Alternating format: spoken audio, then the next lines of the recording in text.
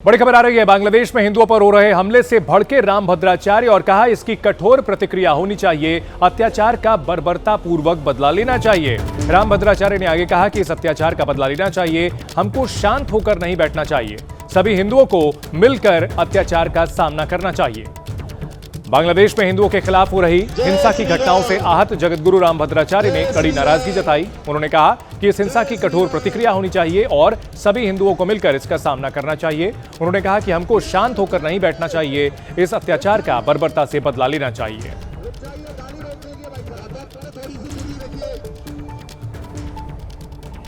इसकी कठोर प्रतिक्रिया होनी चाहिए और सब हिंदुओं को मिलकर इसका सामना करना चाहिए।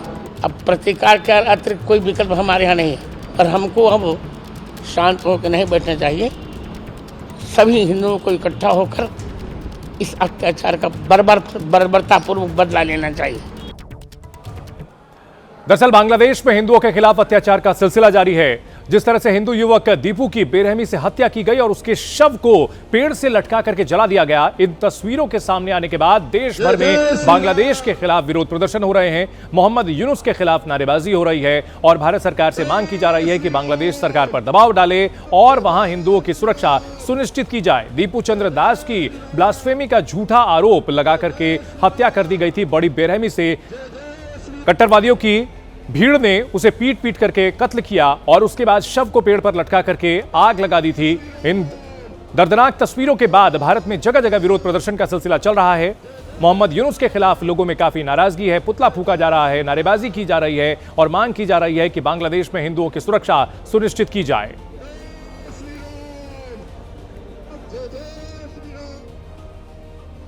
उधर बांग्लादेश में यूनुस सरकार को बड़ा झटका लगा है। यूनुस के करीबी गृह मंत्रालय के अधिकारी ने इस्तीफा दे दिया है। यूनुस के करीबी खुदा बख्श चौधरी ने इस्तीफा दिया। उस्मान हादी की हत्या के बाद इस्तीफे की मांग उठ रही थी। बांग्लादेश के गृह मंत्रालय में विशेष सहायक पद से इस्तीफा दे दिया है।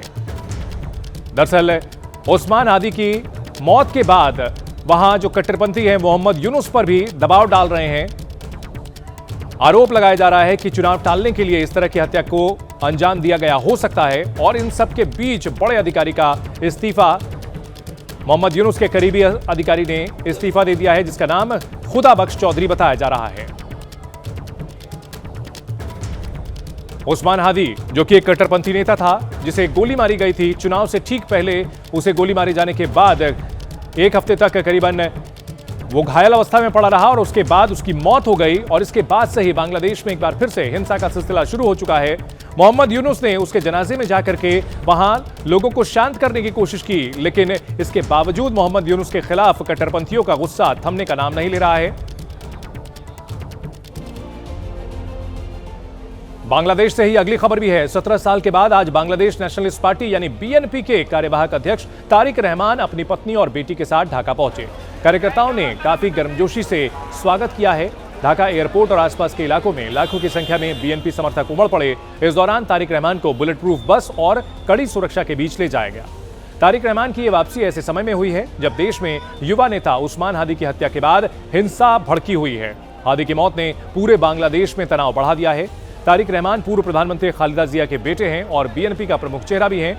ऐसे कयास लगाए जा रहे हैं कि बीएनपी तारिक रहमान को आने वाले चुनाव में पार्टी का चेहरा बना सकती है।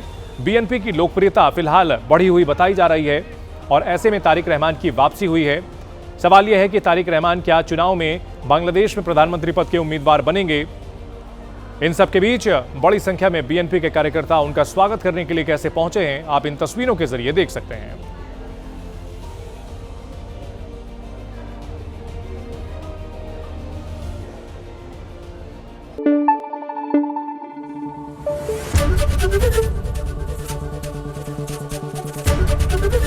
एबीपी न्यूज आपको रखे आगे।